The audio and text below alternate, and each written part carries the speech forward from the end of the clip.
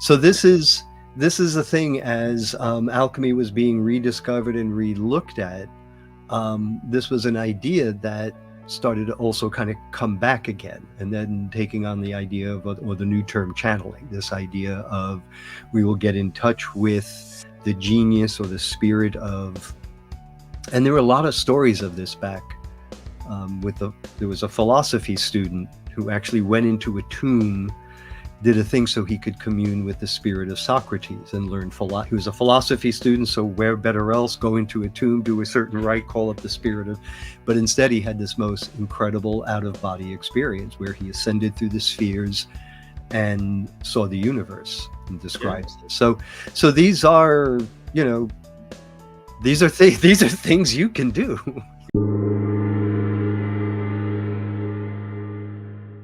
Welcome to the Consciousness of the Way. I am your humble servant and seafood Taoist master, San Qing, and I have an incredible guest today who is very humble and very, very, very humble and an incredibly soft and welcoming being. I'm very grateful to the universe to bring him into my life. I'd like to welcome Brian Cotnoir.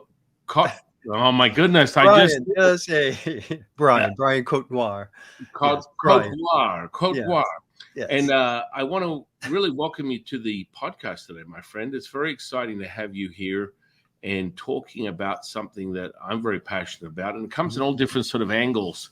People it's a kind of a throwaway word these days, but I would like to speak with someone who has an incredible insight, and it happens to be you. Welcome to the podcast, my friend. Yeah, tag, I'm it. I'll do what I can.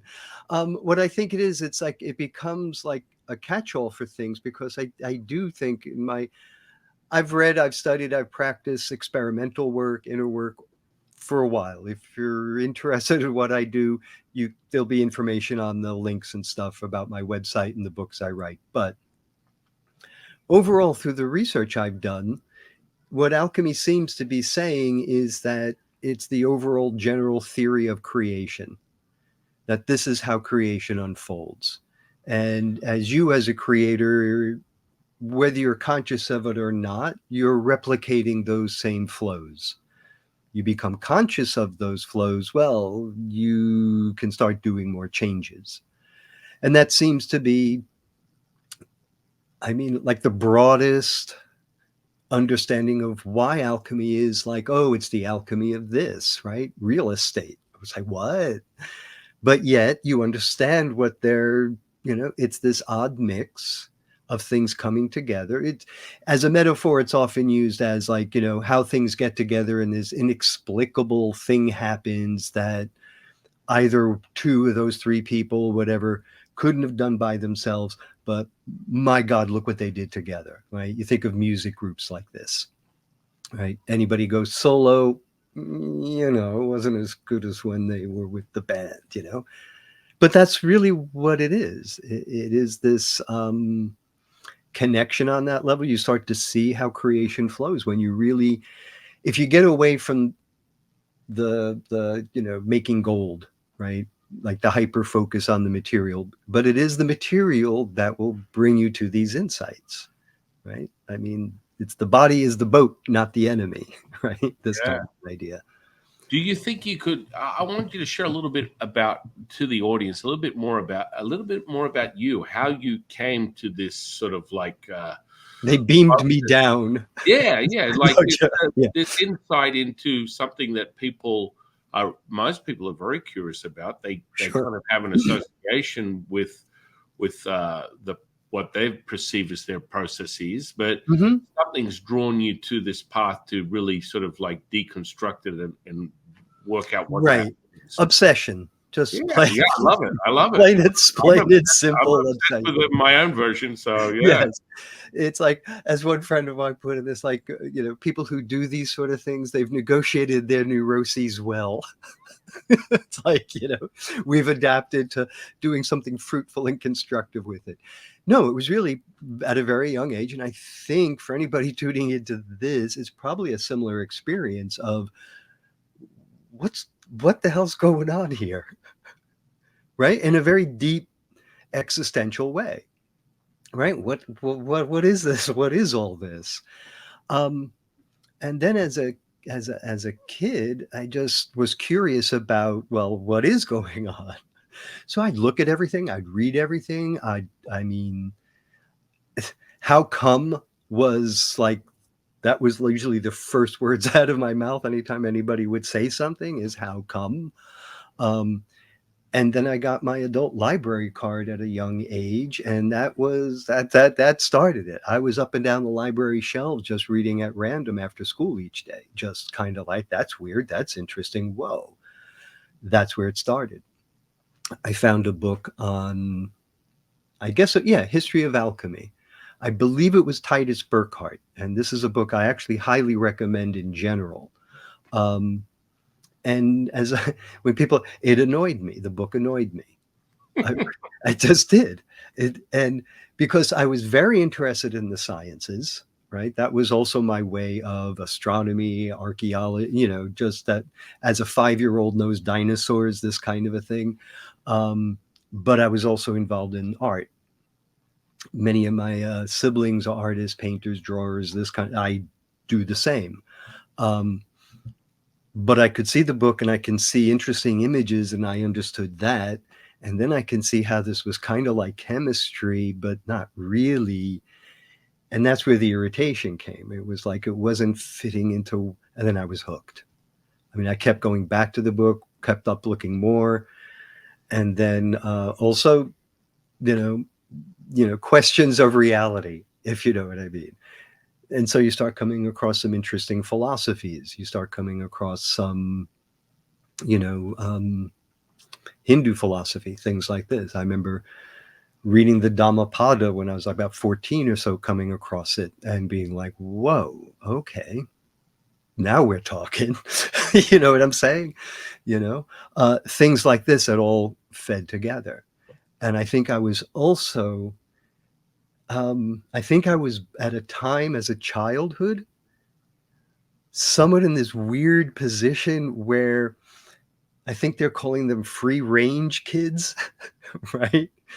Where it was like the big family. So, right from wrong. Okay, off you go. Right. So, I'd be in behind the factories, the alley, just by myself exploring. And so all of this, I feel, feeds into that curiosity, that probing, going in, and then starting to have this framework that seemed to accept all ways of knowing. Right. And that, I think any artist would go, yeah, I understand that. I think anybody involved in an actual science investigation, right? I mean, I studied chemistry, physics. I have my degree in that. Um, so I understand what it is to have a question, start probing, having answer. It's very seductive and very cool, even if it is just pure physics, right? So you throw that together, and then you have this area, alchemy, that over time, in different cultures, different ways, is all questioning what's going on out here. And then how can we make it different? Because that's the other side of it. It's always about, taking something unfinished and finishing it, which is one of the ideas of alchemy, right? We complete what nature has started. And so that's, and then I got a job in a bookstore in New York City, Samuel Weisser's, sort of the epicenter of the esoteric and occult world. And when I finished high school, I just worked there for a couple of years so I could read. And that's what I did, go into the basement and read alchemy. Um, and then decided to go to college for the first time to study chemistry and physics. So I would have the tools then to replicate the experiments, and did that. And then went and did my film degree and make documentaries and, all of that. So it all fits together, right? And then how it all fits together is how alchemical texts work, image and text. And so I feel having these broad interests and development really has enabled me. And I think anybody who kind of tries to do this would enable you as well, to kind of start seeing other connections, right? Because if you look at it just from a material point of view, you get a lot out of it. But when you understand their philosophical viewpoints, how those things are connecting, you get a lot more out of it, right?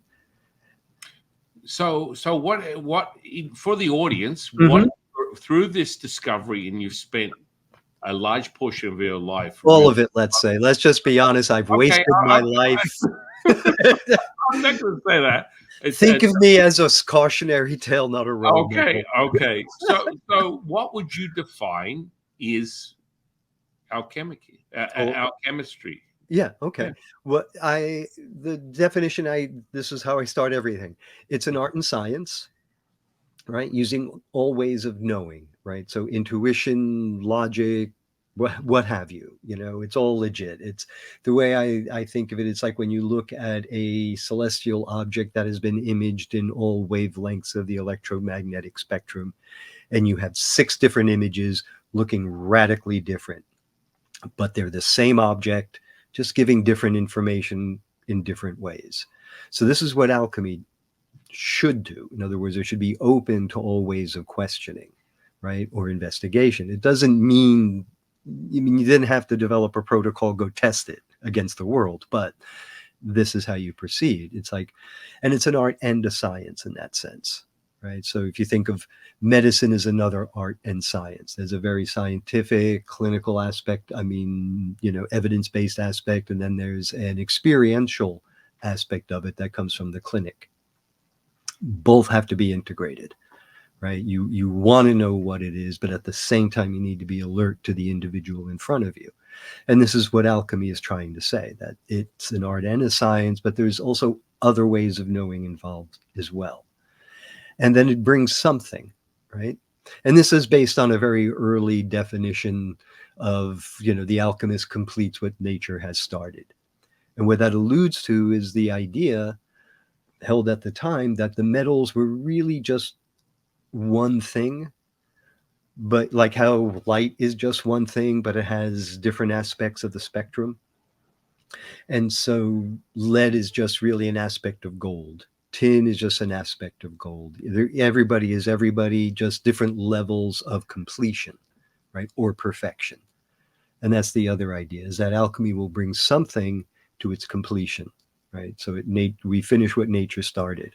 Also, perfection, right? That's a word that, if you think of it grammatically, right, it's the perfect tense. It's finished. Nothing more can be done. You're at the end. You've arrived. And so that something can be traditionally material, lead into gold, right? Lead is just imperfect gold. But here's the thing, each thing is perfect in itself, right? If you're wanting lead to be gold, it's imperfect, right? If you're wanting lead to be lead, it's perfect. I mean, what more do you need, right? And there's some ideas there where that what the whole process of alchemy isn't about imperfection, purifying to perfection. It's actually circling or cycling through perfection to the one. This is this idea of alchemy, of an ascent to the one. Alchemy actually is more of an ascent through descent, because it approaches matter first. It roots itself in the material, the body, and then through there turns inward and starts opening up until, like, whoa, I'm out the other side, you know. And so this is the way it investigates the eternity, the infinite, the what have you, is through the material, right? The microcosm, right? And this is a lot of the imagery that you see in alchemy that alludes to this idea. It's like as if we live in a crust between eternities, right? And that this is the manifestation of it. And if you go very large, you can reach this way. And if you go inward come out the other side. So you'll see images of, like, well, there's one from this work called the Splendor Solis. And it's an image what's known as a rebus. It's a two-headed figure. It's this idea of unification occurring. It's a winged two-headed figure, and in one hand it's holding a disc, which is the 4 elements, and the other one it's holding an egg. And each is actually the mirror image of each other, right? And this is what it's alluding to. And it says so, like, from the shell is the earth, then air, And in middle is the embryo fire, I mean the ether, and that's the ether. You go out the other way, earth, water, air, fire, space, ether, it's the same thing. So this is a crust, a foam, if you will, that alchemy plays with. And then anything you want to work on, I think of it as having kind of two directions, right? That you can take these, what we know of the material world, and work with it. And hopefully your morals and ethics are such that you want to make it better for people, right? Not just going to shit on it and take what's yours and off you go kind of thing. Excuse my English, but that's kind of this kind of an idea. But, there's no reason one couldn't take these ideas of, this type of working and apply it to, well, energy, right? What's a better form? What's a newer way? It doesn't have to be focused on lead into gold, and it's not necessarily using the same procedure protocols either. It's just approaching it with this idea of what is change. And that's what alchemy really deals with. And then anything working with change, and it's not like you'll read an alchemical text and you go, oh, I see what I should do in terms of this type of change. No, it's a deeper philosophical approach that may have some parallels in its practice, right? Like dissolution occurs. So you can see where, talking of the psyche, where, okay, dissolution might need to occur, breaking down old formations, old complexes, these kinds of ideas. And this is where you see it very nicely applied to psychological theories, right? Also, artistic creation kind of follows these things in a way. And you could use artistic creation in the same way you would use a laboratory, right? I mean, this is the plug. That is sort of the focus and the topic of the last book I did on alchemy. That's the title. It's also what it's about, but that's also the title, on alchemy, essential practices, and making art as alchemy. So I look into the experiences I've had, both in laboratory work, meditative work, art making, and then kind of pulling that out and outlining it. So you get an idea of what I think, and I think you'll think so too. I mean, no, I feel there's a richness there that I think many people will be able to engage with without, I mean, it's laboratory stuff in the book. I mean, if you want to do some glassware tincture type stuff, it's there, but it's not necessarily the point, right? It's not like I'm going to be teaching physical alchemy. What I am showing is the integration of inner work, outer work. So there's some laboratory stuff just so you see it and you can do it, just with stuff you have in the kitchen, actually. And then you read it against the alchemical text, and then you read it against an art process, you get a deeper understanding, right? And so that's what I'm trying to do in this book. And that's actually where my work has brought me. I've been at this, Jesus. I mean, that's really bad. No, it's like 55 years. Wow. Yeah, no, I mean, like obsessed. Like, I mean, like obsessed enough to go to college to go study chemistry and physics. I mean, and then, and then graduate school. I mean, and the thing is, I went to these things, studied not to get a job in chemistry. And I mean, I did work in a lab for a while, but that was just as I was getting ready to go to grad school, which was for film. But it wasn't like, no, the idea was I needed the training, right? I wanted to know how to, what is our language today that we would speak of material processes. And then when I read alchemical processes and have understood what they're talking about, it becomes very clear what's going on or what could be going on. And then some of it's just, you just realize, I am not going to waste my time with this because I'm just going to be flushing chemicals, materials down the drain, right? It's just, well, yeah, because some recipes, 17th, 18th century recipes are just copies of copies of copies. Not, you see this in artist manuals from the 16th, 17th century, and they get quoted in 20th and 21st century texts, but no one's actually tried it. And if you try some of them, it's not the way you do it. there's a step missing. And this is the thing, it just gets copied and copied and copied. You need to go back to the originals, take a look at what they were really working with, and then you go, oh, you know what I mean? You don't use a glass rod, you use an iron rod.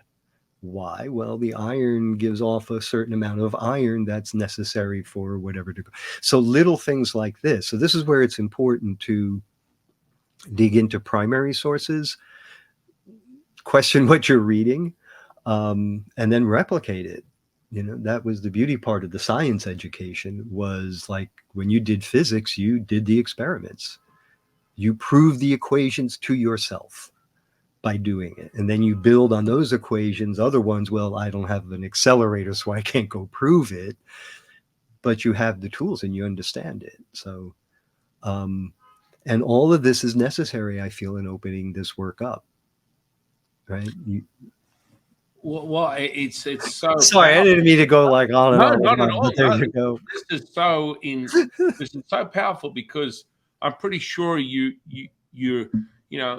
the esoteric sort of element of a deep diving into what within Taoism we have a very deep infrastructure for the alchemical processes. Exactly. From the energetic perspective that transmutes into physical shift and change in this 3D reality. So Right. this is not it's far from a it ain't news. No, well, yeah, it's not a stretch, and it's not like a flash in the pan. I saw a couple of screenshots of Lord of the Rings and threw some Harry Potter in there, and poof.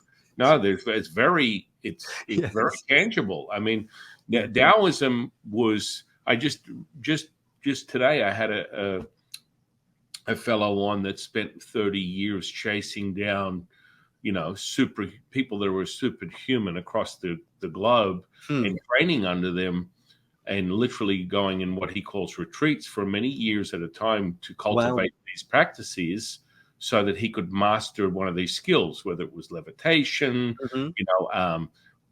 energy projection, physical healing, all this kind of stuff. Now, that's what I've been teaching people for 30 years. There's an actual state of consciousness that you get into where you're transmuting effective change that, from an energetic perspective, will alter the matter in this 3D reality. That's very real. This is not a figment of anyone's imagination. When you resonate at this state, it becomes realized. And so, if we start with a simple foundation that everything is energy, it has a vibration, it has a frequency. If you hold the resonance, you can obtain that. A lot of manifestation teachers these days, or people that are mentors that get you to think bigger. Hey, action. If you can hold this and you find the frequency, you can meet it. I mean, absolutely, 1000%. Everything you're saying sounds very resonates more. Yeah, resonates. It's very logical to me because I do it. Right. 1000% real. And I mean, this is across the board, be going on planet Earth for thousands of years in all indigenous practices. This is very very powerful stuff. And for you to stumble on it.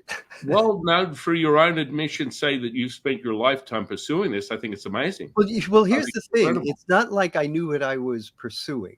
Do you know what I mean? It's more like, I mean, I did. It was more the question is what I was pursuing. The big question was the big question. It's like, what is going on here? And then also it's like, quite honestly, it was more like, I'm probably not going to have enough time. So what do I need to do to go on, to continue on? So then that became, so this is where like the meditative practices and these things come in. Right. So, and because I figured, it's going to take more than a few lifetimes in a sense to kind of go, okay, really what's going on? And then I have a funny feeling. It's like, I'm going to get to the end. And it was like, oh, you mean it's just the game and beer? You mean, oh, they already figured it out? And that's what it's about. And then, anyhow, just a funny thought. Yeah. You go through all this and then, it's what everybody else was doing all along. Well, I mean, people talk about, within Taoism, we have deep roots into ritual, Mhm. with very specific categorizing effects. Sex magic, magic in of Oh, right, itself. right, Magic right, is right. magic is no joke. Magic. I mean, I have people come to me every day Hmm. where they're dealing with a much deeper, lower, what I like to call low watt energy, Right. i.e., black magic. I mean, Mhm. this is Right. part of the Chinese culture. This is part of what people are coming or contending with. Mhm. And within the nature of Taoist magic, everything that is constructed is basically hinged or predicated on the individual's belief system. So Mhm. how Right. the energy works for Taoism is when we construct a spell or cast a Mhm. spell, it's like a heat-seeking missile.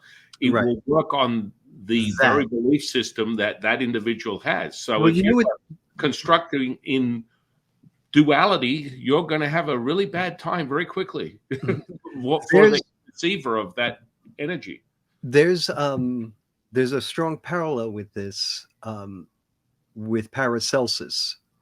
He has he has this idea of a homunculus, a little man, a little person, and it means two different things. He describes two different, uses the name the same, but they're two different objects. One is literally a little person made from sperm and blood and goes through a 40-day process, etc.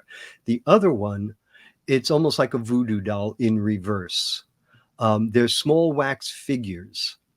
And the idea is that a lot of the disease, as he would call, is astral, right? We might say in a more modern day might be bacterial or something like that, things coming from the outside, Mhm. um, or astral. So he would say that, well, say if Mars was attacking you, what you would do is you would create something, a little homunculus, little wax figure that would, it's basically as if it's going to attack that. It's very specific so that that energy is drawn to that, not the person, allowing the person then to heal. In other words, it ties up whatever that energy is with a false attack, attack with a false target to Mars. That's the example he uses, and thereby freeing up the person to heal from that attack or the ongoing attack. So it sounds kind of a similar idea where it's almost like a homeopathic counterdose or something to like highly specific, Oh right? yeah. You I know? mean, it's like I attribute magic to basically a very refined manifestation. Mm-hmm. So you're constructing. So most people don't understand the magnitude of what we speak of. But when I draw up a talisman, which is Mm-hmm. a basically an instruction to basically direct energy in a certain manner, Mm-hmm. we are talking about like the effects. Like the second I pull out the paper, the second I take a pen out, you will feel an amplitude. And this is Mm-hmm. a part where I find interesting with a lot of people that talk about like magic. They're Mm-hmm. very obsessed with it, but then they can't explain to me sort of the subtleties of the depth of this stuff because it's real. So Mm-hmm. when you pull this out and I configure it in a certain way, we use what we call star stepping magic. We're dropping down grids, we're drawing in energy from the Mm-hmm. constellation, and we're directing it in a certain way using the directions. And Mm-hmm. most of Taoism is never really understood because the alchemical processes is so powerful. It's still to this day, even though every indigenous sort of like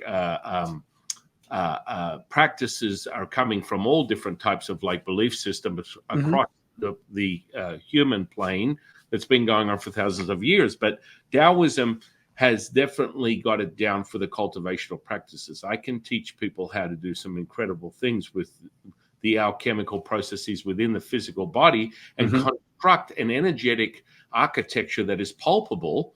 And Mm-hmm. you know when you're directing and projecting and affecting a change in all planes at once. Mm-hmm. All and what some people call dimensions, this is what we speak Right. of. We're talking about altering things real time. So, Mm-hmm.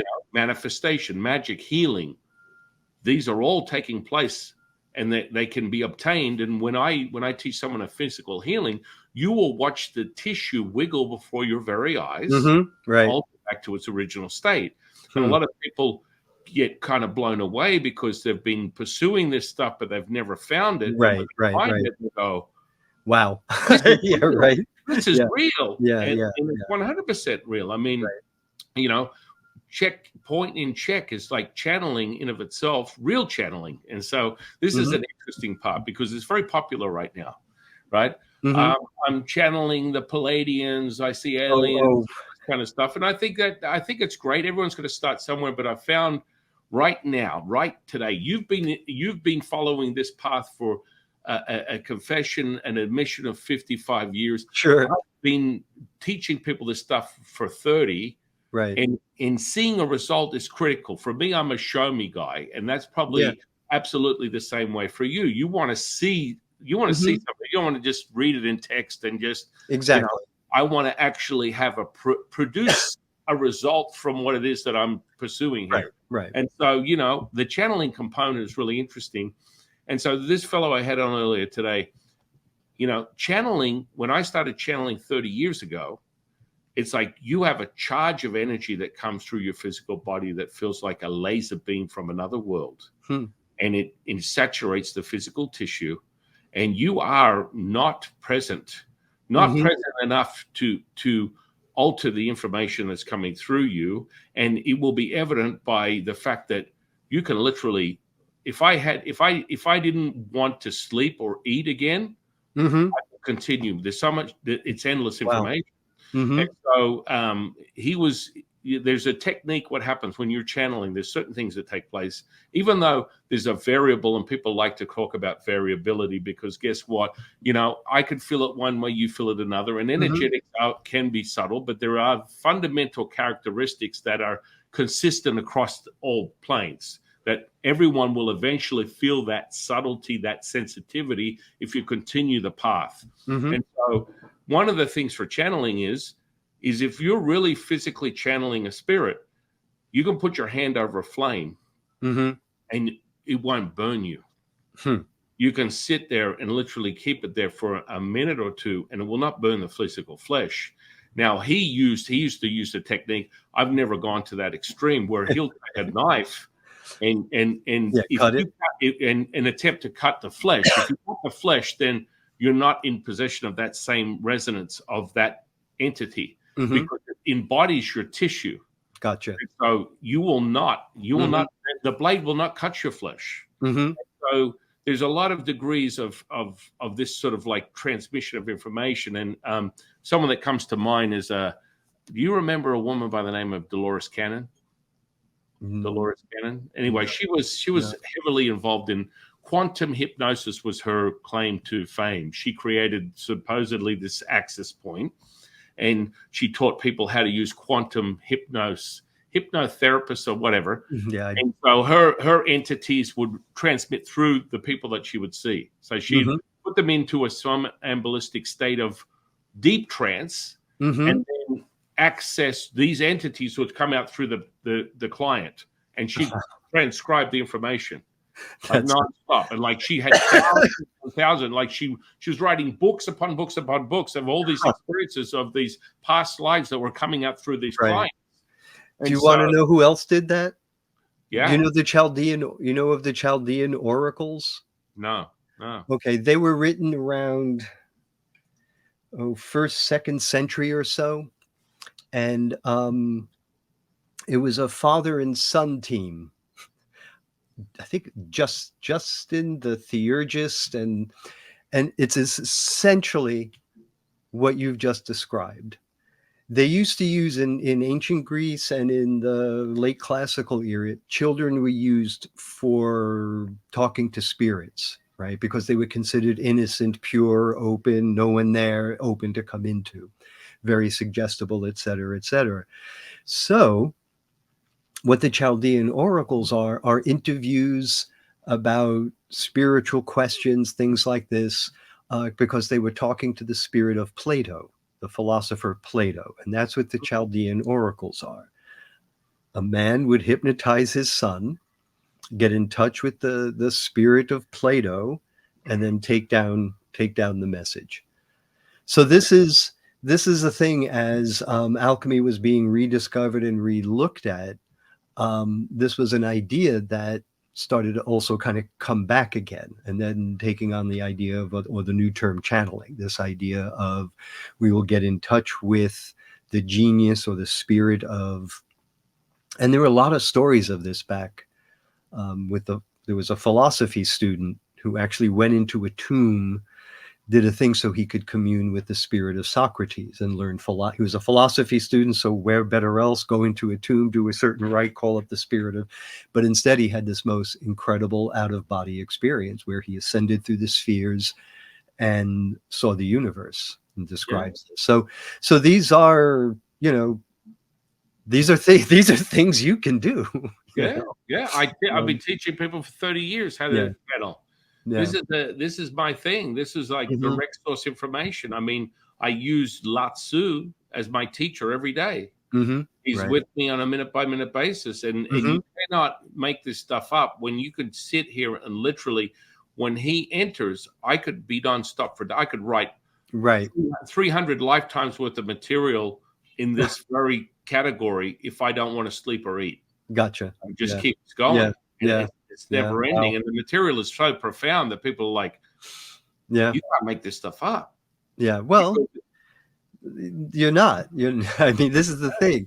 It's also that, if you've ingested and digested and brought in so much from experience, from reading, from study, from practice, there's an expression. I have Czech friends, and there's a phrase in Czech language, which is, it's in you like a goat has milk.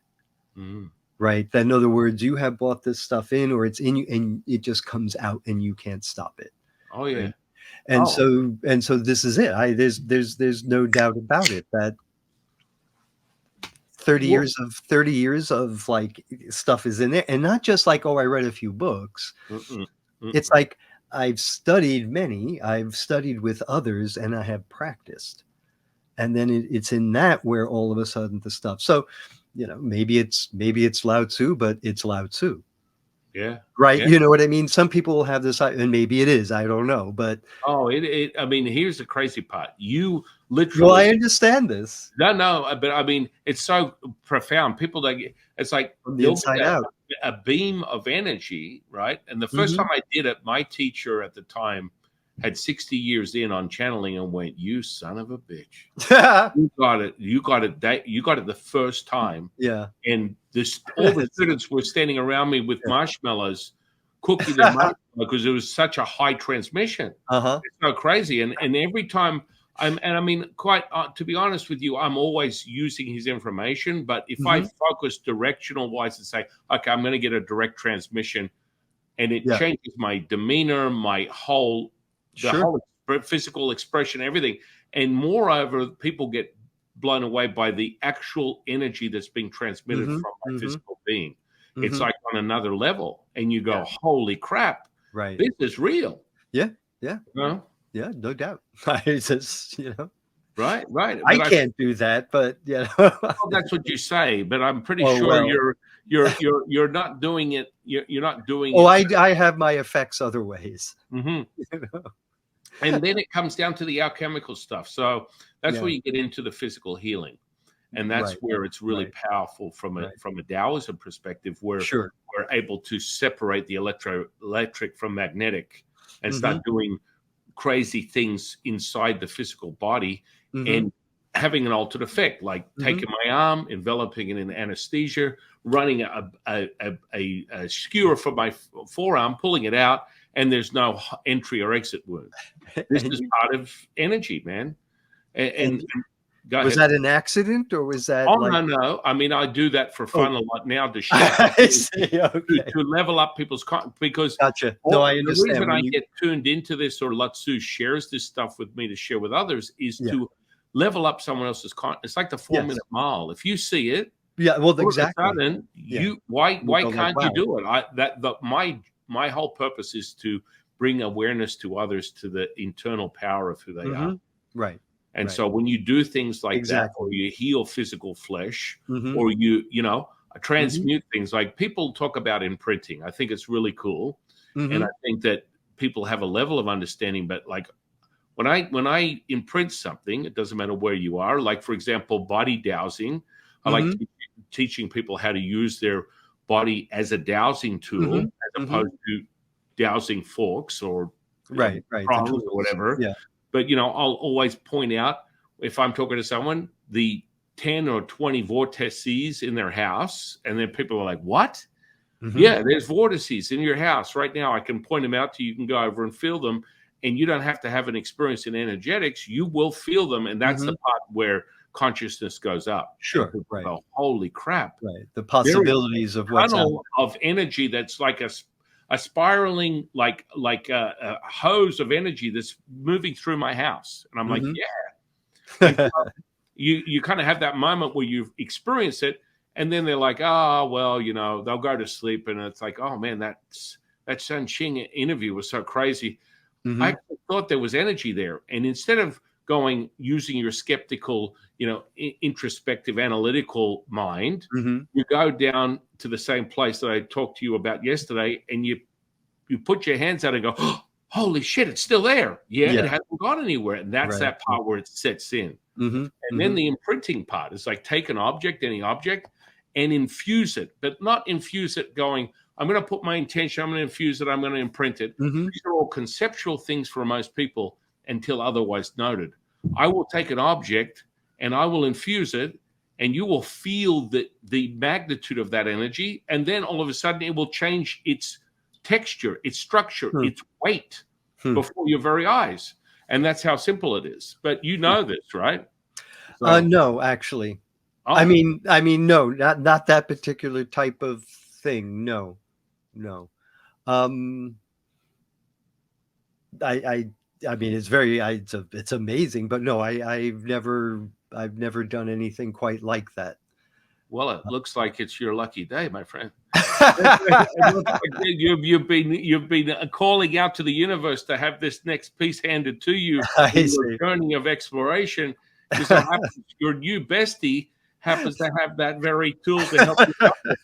Because I mean, it really comes down to understanding the simplicity of what we speak of. But once you're Exactly. in tune with it, Right. neurology will help you replicate it once you've Hmm. seen it. The old Hmm. expression, once you see it, you cannot unsee it. Well, that's also very true. Yes, exactly. And so you discover the deeper understanding of going further with the energetics or the internal looking inside the center of the center of the center, Hmm. Yeah. being yourself. And Well, what did yeah. you discover through this processes of cultivation that was very, I don't know, satisfying, repeatable? Interesting. Still going. What Yeah. would be interesting? Well, um, let's see. How shall I put it? Um, there is in the alchemical texts and what they seem to suggest. Um, is a way of working of taking what's on the outside, right? So you're working. Let's just use the laboratory as an example, right? Because this is pretty much how it starts to unfold. Um, is that you'd be doing some work, an experiment, painting, drawing, what have you, some kind of a thing, and everything has its own problems, has its own sort of flow it needs to, where it won't, and you've got problems to solve or work to do, right?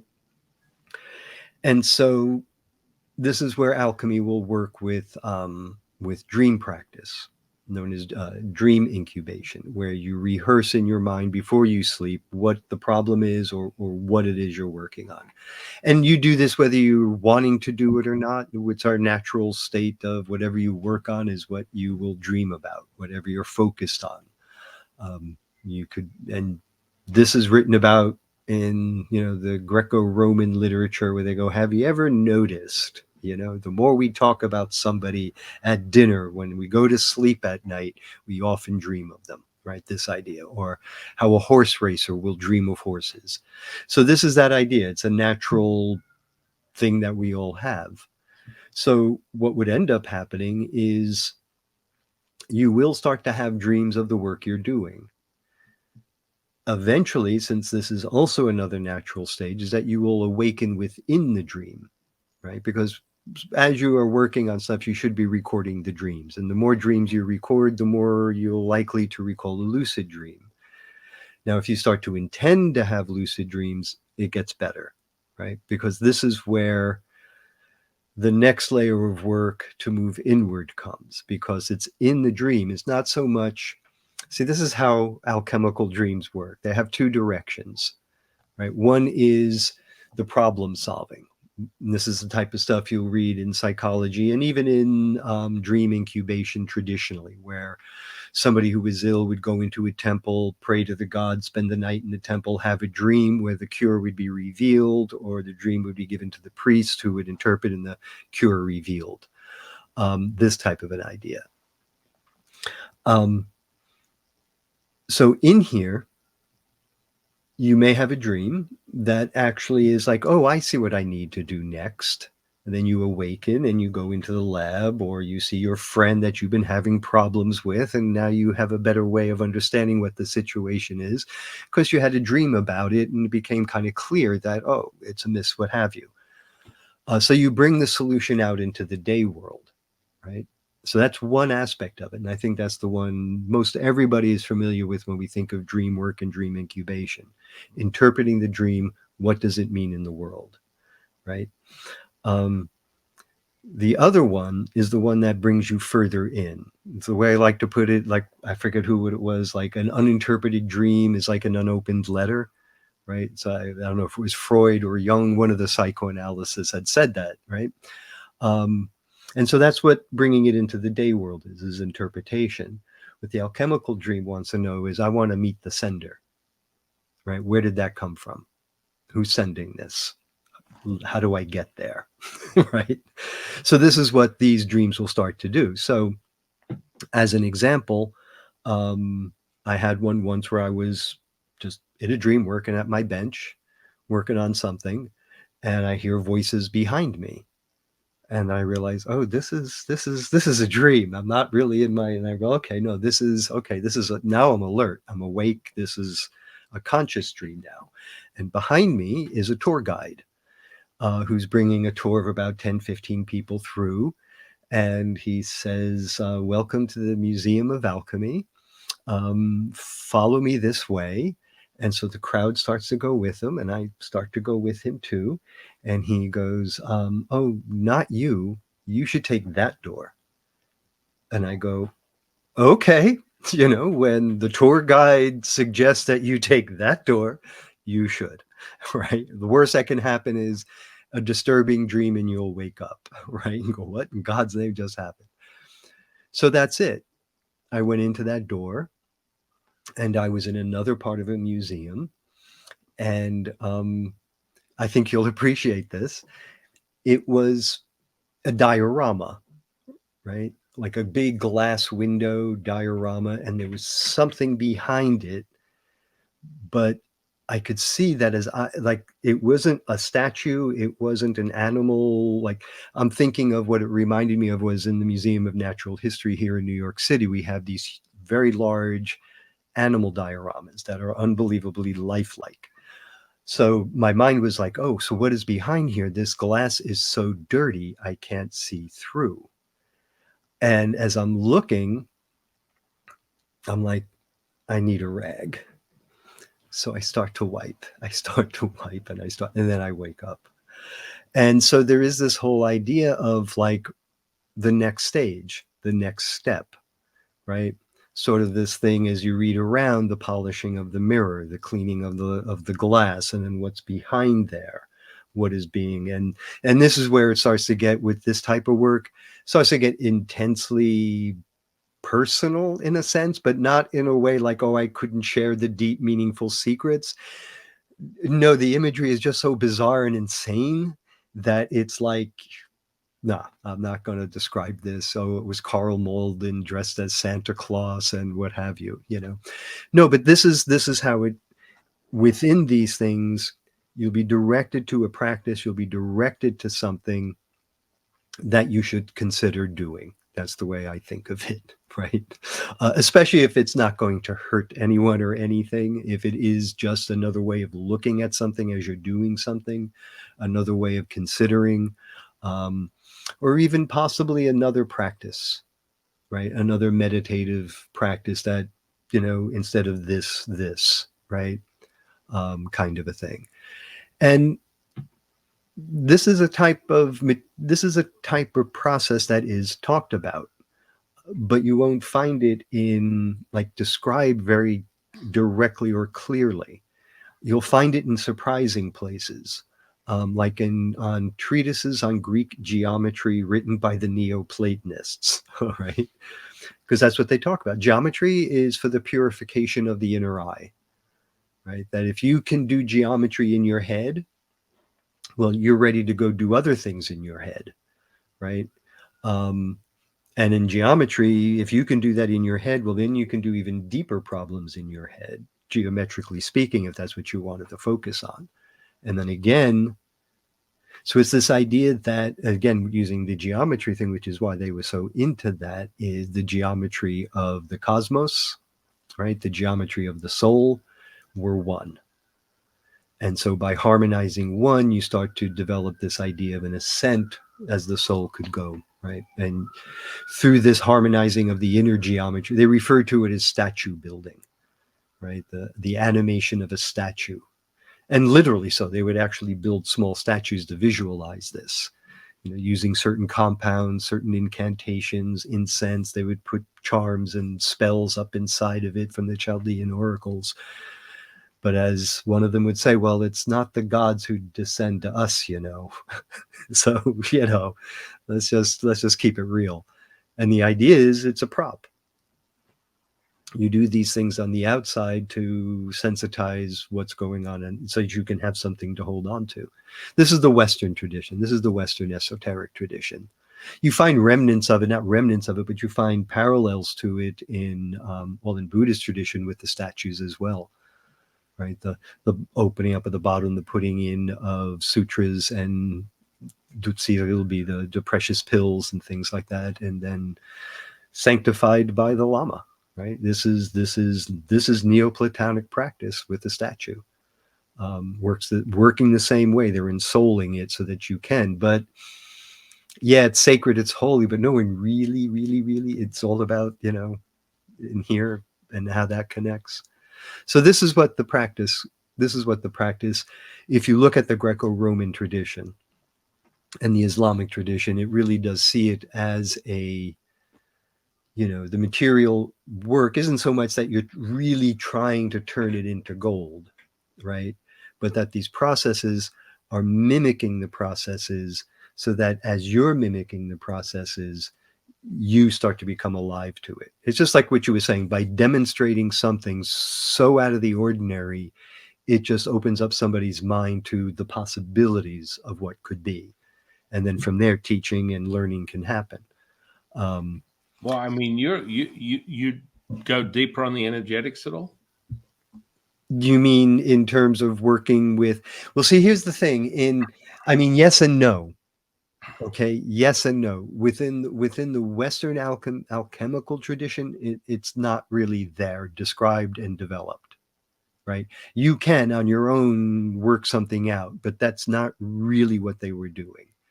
You can make an argument um, that the four humor system in European medicine of the 17th century kind of mimics, and it does, the humor systems in Chinese medicine, Tibetan medicine, things like this.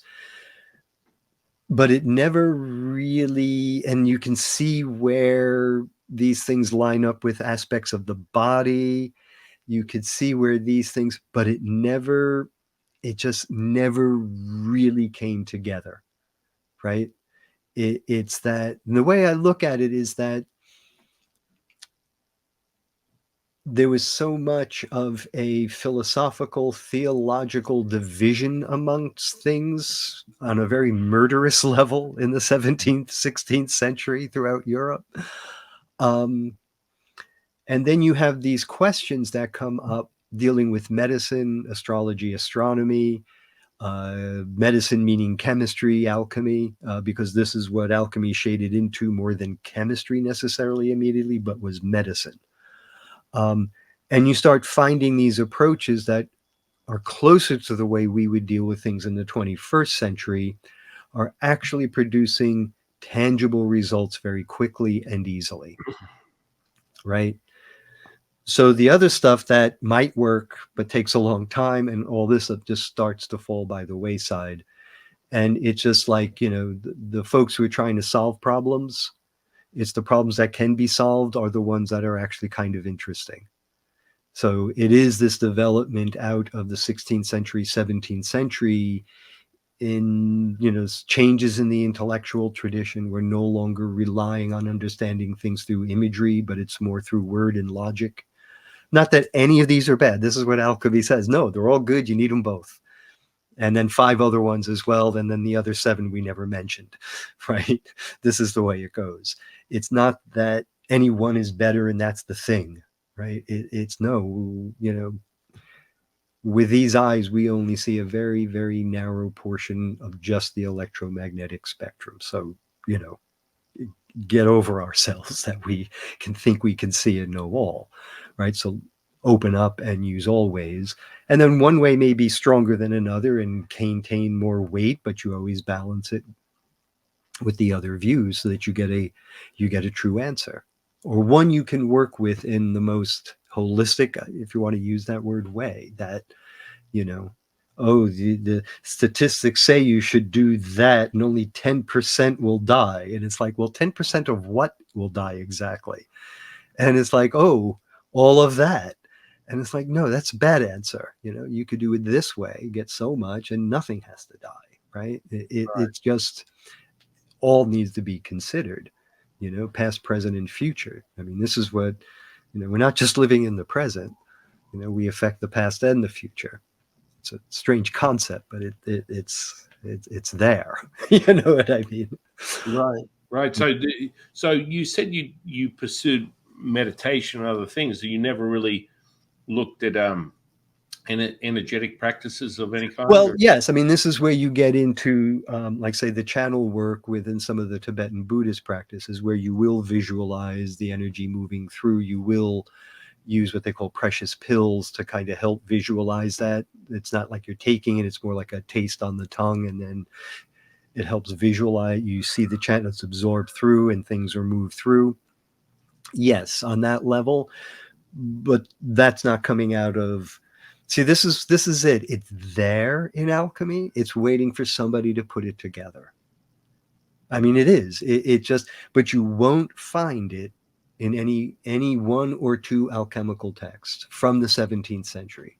Yeah. I mean, anything earlier than that. Anything else starts to become the occult revival, the influence out of India that was coming into England, that people started, adding things into this. I mean, there's a whole tradition that predates anything coming out of, and into Europe in the 19th, 18th centuries. I mean, a lot of the translation of the Indian material, Hindu, Buddhist stuff, didn't happen until the 19th century, right? You may have gotten like certain chapters from the Rig Veda translated into French in the 18th century or something, but that certainly didn't penetrate into the esoteric popular imagination, right? Yeah, I mean that's the thing with Taoism. It's very fragmented. The stuff that I teach is, all the rituals that are taught to me as an ordained priest in 2 lineages of Taoism, but Right. I go even deeper to the direct source. Well, see, that's the thing. If you're following the principles, if you really grasp what you can't do is go, that's what they were doing, and that's what I'm doing, right? No, But if you go, that's what they were saying, that's what they were saying, this is what they were saying, and, I know people who are practicing this, and I practice that, and from, 30, 40 years of here's my take. That's the tradition. Well, it's about results. For me, Well, it has to be a palpable experience. It's all experience for me. It's like if you're thinking, you're not knowing. If you're knowing, you're feeling. If there's not a feeling that comes with it, then it's not validated. If it's not a visceral kinesthetic response, it's nothing more than, as you said, an idea, a thought, a concept. it has to be repeatable for it to Mm-hmm. mesmerize me, to get me to Mm-hmm. go, okay. Mm-hmm. Something's I going see on that. there. No, Yeah. yeah. I mean, and that's the one thing I really believe in. Yes, I'm biased, maybe because I'm a Taoist priest, I'm biased, but we're second to none when it comes to that internal alchemy stuff. There's Mm-hmm. nothing like it because Yeah. I can teach people and repeat it. Everything from clairvoyance, mediumship, Mm-hmm. channeling, Mm-hmm. physical Mm-hmm. healing.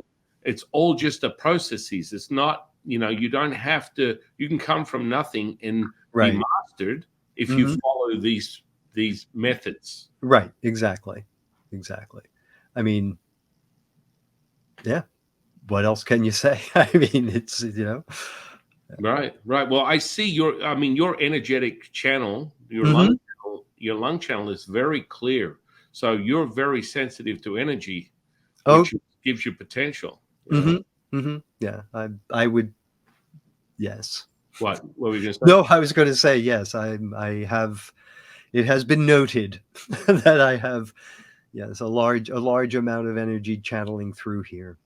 Right, right. When you say lung, are you saying lung as in Like wind, my lung. Well, so when I or do lung, like like human? lung. So Okay, okay. when I Because in give the Buddhist thing with you have, what is it? It's like the three humors. Wind in Tibetan is lung. And so so it matches no matter what you were saying, but it was like, yeah, wait a minute, did you just, right? So yeah, yes. yeah. Well, when I teach people psychic readings, Mm-hmm. so I can give someone their mental, emotional, physical, and spiritual state in about 20 seconds. Mm-hmm. I don't care who you are Right. because I see it. Part Right. of the Right. clear senses is that 1% that you mentioned that most people can only see 1% of what's actually going on. Sure. Right. Right. Right. I pretty much see 99% Mm-hmm. of that on top of the 1% Right. because it's with my eyes open, but it's a trained processes. Mm-hmm. Mm-hmm. And so it's not what I'm imagining in my mind, it's what I see with my eyes open. So Right. when you look at that, we go through the energy centers.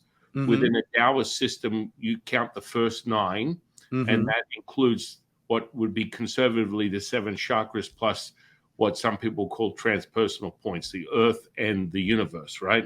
Mm-hmm. So I just look at the energy centers and it reveals everything about the person. And the five organs, the 5 Mm-hmm. vital organs being the heart, the liver, lungs, kidneys, and spleen, Mm-hmm. and it reveals the excess or deficiency of the mental emotional state. So Mm-hmm. I don't get all caught up in, I want you to tell me I'm the next coming of Jesus. I'm the psychic. I just look at the information and it freaks people out because I Yeah. can see it.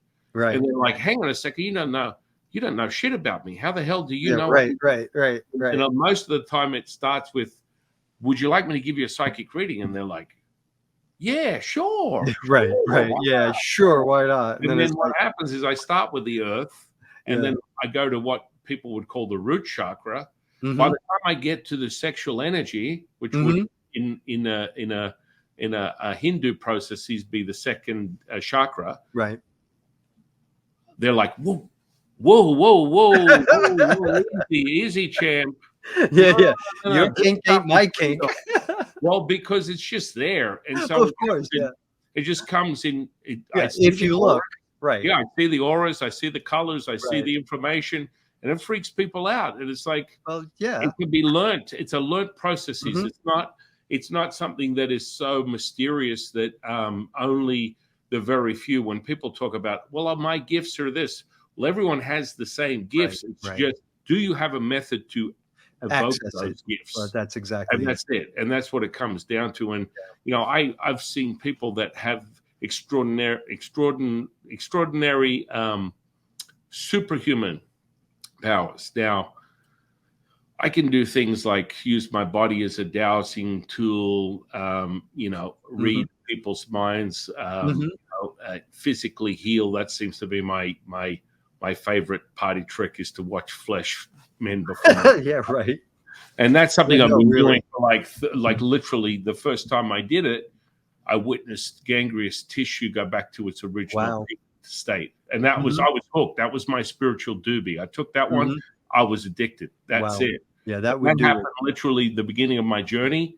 And, Mm. ever since then, it's like anything you can think of, I've seen it.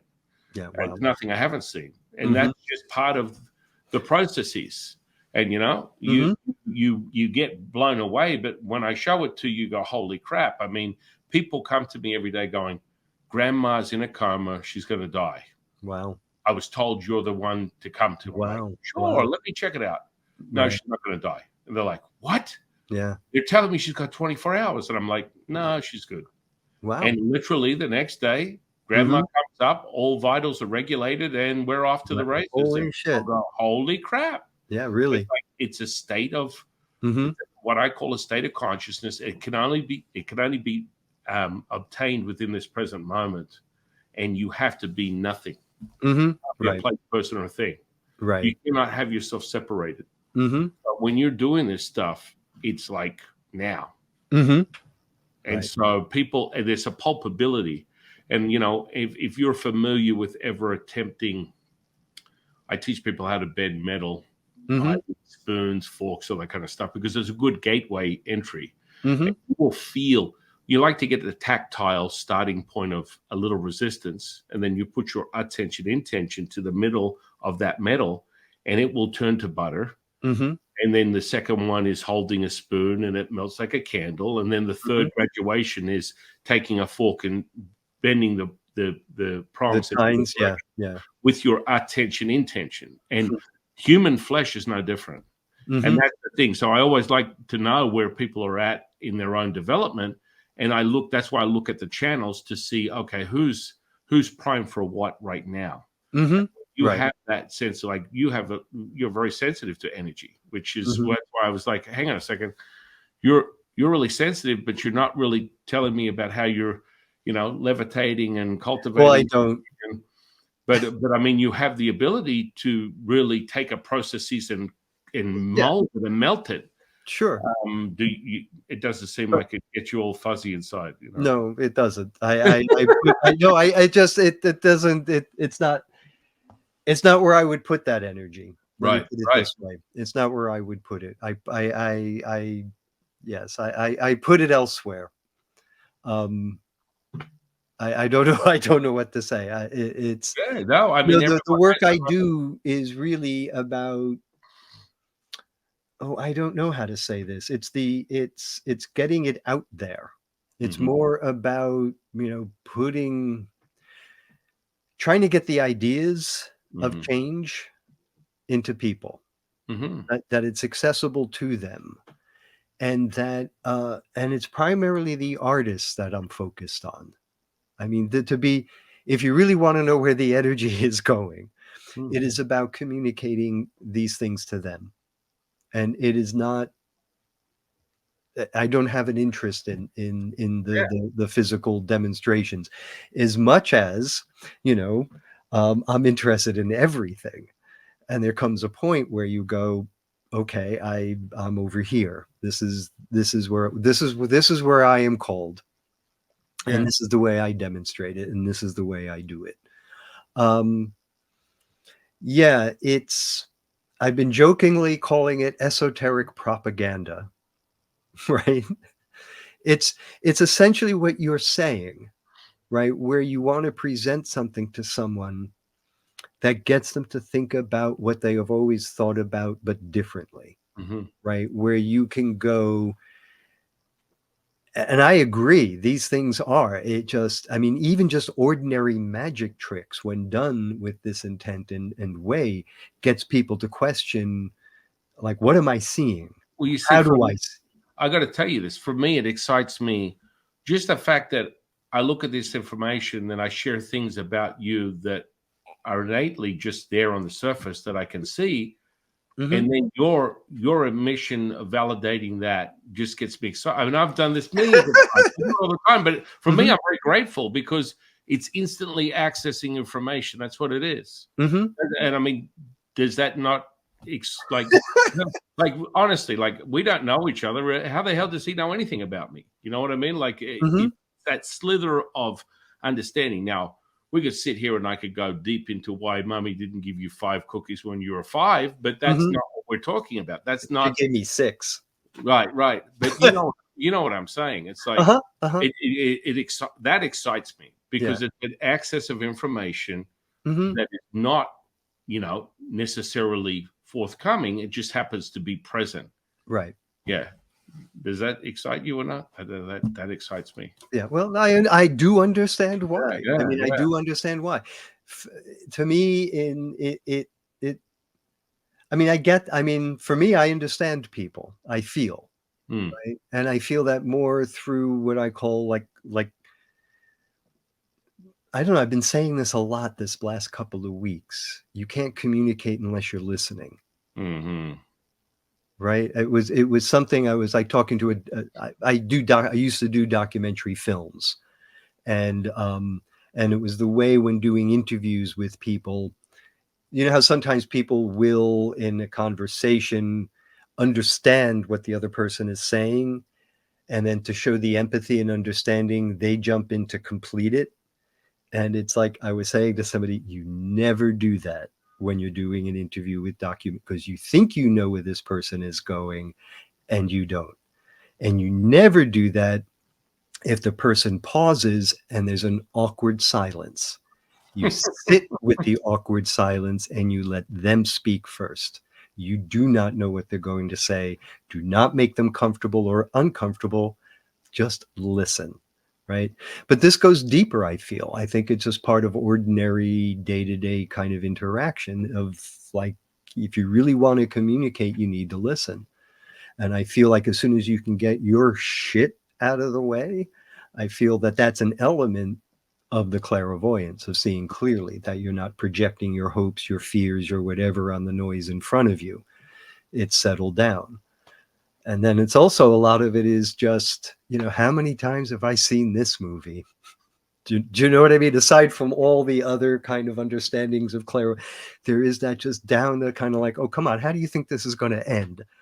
You got to stop doing that now, because the road to perdition is this way, what have you. So for me, that's where I feel it comes out this way, that I really try to just listen, even though I talk a lot. um, Yeah, I mean, those deeper levels. yeah. We go deeper into, you know, Hmm. the energetic element where, you're looking at. That's interesting. It's Yeah, like the all light the just came on. Yeah, the I saw that. yeah, the I didn't turn that on either. So Yeah. the charge of energy went through this space even further. So and it is, and then you go deeper into how those words and those thoughts and actions are Hmm. rejected, right? Yeah, exactly. So Hmm. you go way deeper, and people look at me and they're like, okay, well, you teach all this martial arts stuff where I Hmm. always tell people the framework is really not that important. So I can teach you tai chi, kung fu, Hmm. bagua, Right. martial form, but if you have it's like looking at a Lamborghini, Hmm. and then you go, wow, that's so beautiful. Then you open the hood, there's no engine in there. Hmm. Like it's nothing but a frame. And Hmm. unless you have the internal alchemy, right back to what we Hmm. were talking Yeah, about, yeah, it means nothing. It yeah, means absolutely nothing. yeah. Just a pretty book. I mean, a pretty object or a pretty book, right? Right, right. And so, I don't get all warm and fuzzy inside doing crazy things like telekinesis or Hmm. burning things with I've never, I get to that point of separating the electromagnetic component and merging the two Hmm. for healing purposes. It Right. excites me when I see a physical healing, when someone's mentally, Oh emotionally yeah, yeah, yeah, yeah, yeah. healed. Oh, I would say that. Yeah, absolutely. I Whereas mean, it doesn't get me all warm and fuzzy inside that I can burn things with my intention, or move an object, well, yeah. or I mean it's What like, that's what friends are for. right, but I Yeah. mean Could you you give me that cup? you go, oh, what am I going to do with that? Like, Yeah, yeah. and No, that's very healing. well the main reason probably why I haven't experienced it is because I don't care. Right, right. Well, this It's is the other like, thing too. I do feel that with any of this, right, that the intent should be healing, right? Mhm. Healing with pursuit of wisdom, kind of a thing. Uh, I think anything else, I mean, yes, as practice, as an exercise, this is what alchemy was about. Like in Indian alchemy, Rasa Sastra, it was that you were making medicines, but the way you tested the medicine was that if that compound could change iron into gold, right? It wasn't the aim of this operation was to make a compound that can turn iron into gold. You were making a medicine that whose proof of purity was changing iron into gold, right? You now had the medicine.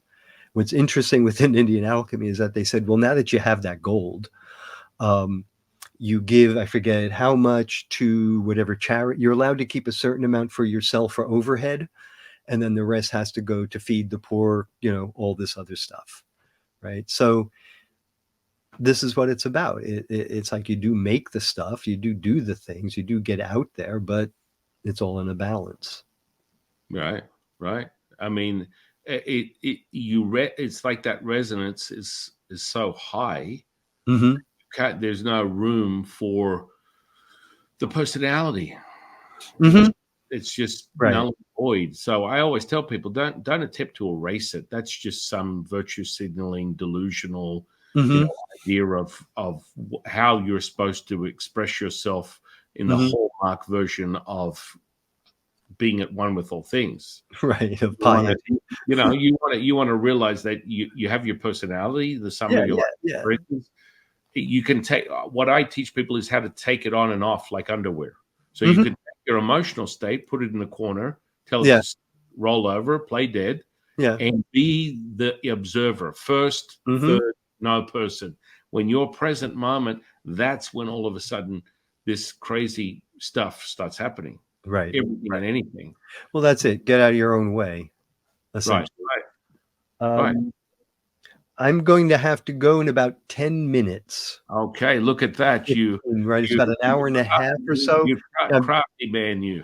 Say what? You crafty, man, you. You might have cast a spell on making sure this was ending sooner. No, I'm just kidding. No.